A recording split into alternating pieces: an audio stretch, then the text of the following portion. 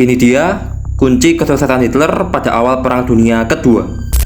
Perwira Jerman Hans Guderian melihat bahwa hasil akhir dari Perang Dunia Pertama ditentukan oleh tank. Guderian yakin tank dan kendaraan lapis baja lainnya yang dapat bergerak dengan cepat akan menentukan jalannya perang di kemudian hari. Adolf Hitler, pemimpin tertinggi Jerman, tertarik oleh pemikiran Guderian dan segera setelah merobek perjanjian Versailles pada tahun 1935 membentuk beberapa divisi panser atau divisi lapis baja. Pemikiran ini sesungguhnya sudah ada di kalangan perwira Inggris dan Perancis, tetapi ditentang oleh pucuk pimpinan negaranya. Selain membentuk divisi panser, Hitler juga memperbanyak tentara dan membentuk Luftwaffe atau Angkatan Udara. Pada tahun 1938, Jerman masuk ke Austria dan menyerbu sebagian Cekoslovakia.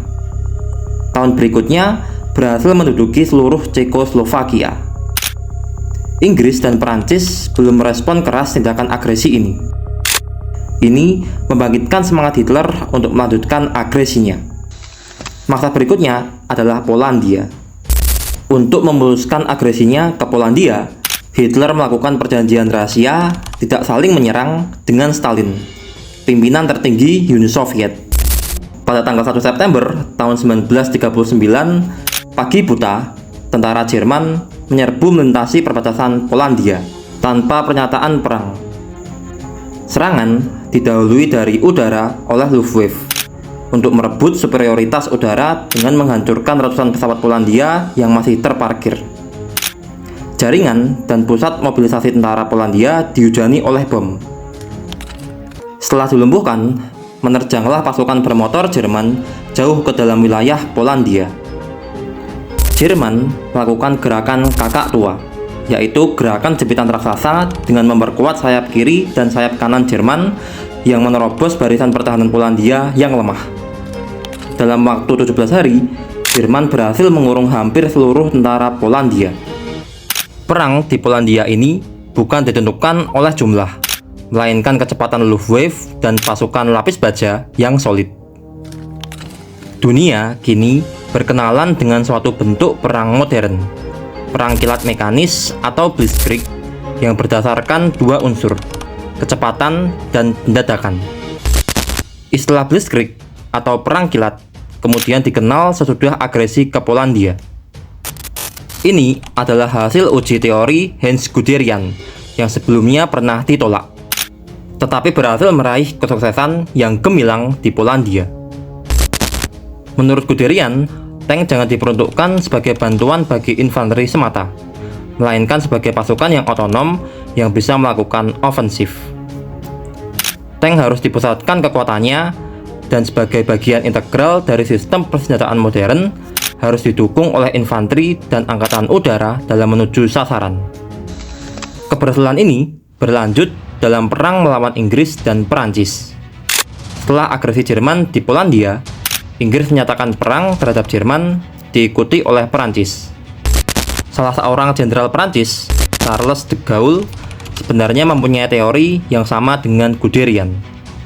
Akan tetapi, jenderal-jenderal Perancis menganggap bahwa tank itu senjata pendukung infanteri dan bukan senjata yang otonom.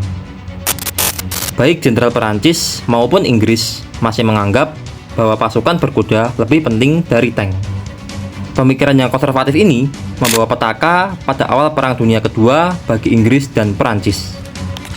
Serangan Jerman ke Perancis dilakukan dengan menerobos pertahanan musuh di wilayah pegunungan Ardennes dengan sayap kiri yang terdiri dari divisi tank dan divisi infanteri bermotor sebagai tulang punggung ofensif. Serangan dimulai dengan membombardir Belanda dan Belgia. Pasukan payung juga diterjunkan di berbagai titik. Serangan ini hanyalah umpan untuk menarik perhatian lawan ke utara. Menyerbulah pasukan Inggris dan Perancis untuk menghadapi pasukan itu. Padahal, tulang punggung ofensif Jerman ada di selatan. Ratusan tank Jerman di bawah pimpinan Guderian menerobos melalui Ardennes secara kilat menuju barat hingga membelakangi tentara Inggris dan Perancis. Ratusan ribu tentara Inggris dan Perancis terkurung di Belgia, terputus dari Perancis.